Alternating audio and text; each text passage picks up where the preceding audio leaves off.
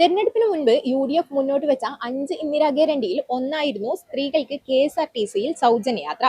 മുഖ്യമന്ത്രിയുടെ ആദ്യ വാർത്താ സമ്മേളനത്തിന് ശേഷം അത് പ്രഖ്യാപിച്ചിരിക്കുകയാണ് ജൂൺ 15 ശേഷം.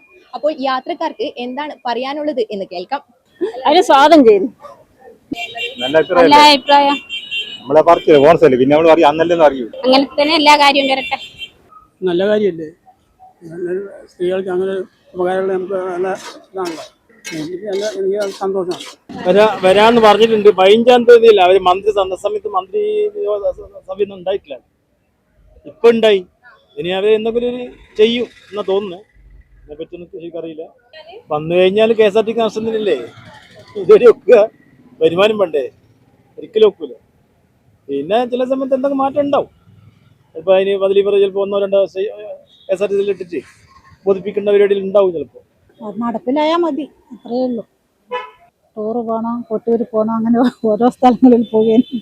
അഭിപ്രായം നമ്മൾ പ്രൈവറ്റ് ബസ്സുകാർക്ക് നല്ലൊരു പണി കിട്ടും. ഞാൻ രാഷ്ട്രീയം നോക്കിയിട്ട് പറയുന്നതല്ല, പ്രൈവറ്റ് ബസ്സുകാർക്ക് നല്ലൊരു പണി കിട്ടും, അത്രയേ പറയാനുള്ളൂ. സ്ത്രീകൾക്ക് കുറ്റപ്പെടുത്തുന്നില്ല, സ്ത്രീകൾക്ക് നല്ലൊരു ഇതാണ്. പക്ഷേ വിദ്യേന എല്ലാ കാര്യവും മറ്റേ എന്താ പറയാ അതിന്റെ രീതിയിൽ അങ്ങ് പോട്ടെ എന്ന് വരുന്നു. അതെന്തായാലും കൂട്ടി പോകില്ലേ, തോന്നുന്നില്ല നടപ്പിലാവും.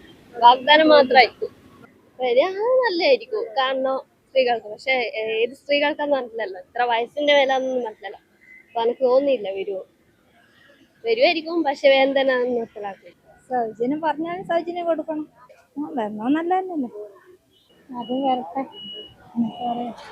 നല്ല കാര്യമല്ലേ. പക്ഷെ നമുക്കിവിടെ KSRTC കുറവല്ലേ, കുത്തുവാറുണ്ട്, കണ്ണൂർ കുത്തുവാറുണ്ടല്ലേ. നല്ല കാര്യമാണ്.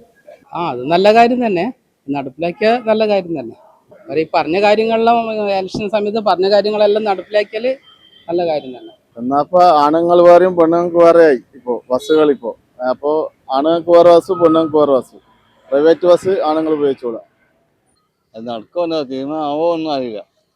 അതാണ് മറ്റു ബസ്സാക്കി ഇതാവും. KSRTCയിൽ സ്ത്രീകൾക്കുള്ള സൗജന്യ യാത്രയെക്കുറിച്ച് അനുകൂലിച്ചും പ്രതികൂലിച്ചും നിരവധി പേരാണ് എത്തുന്നത്.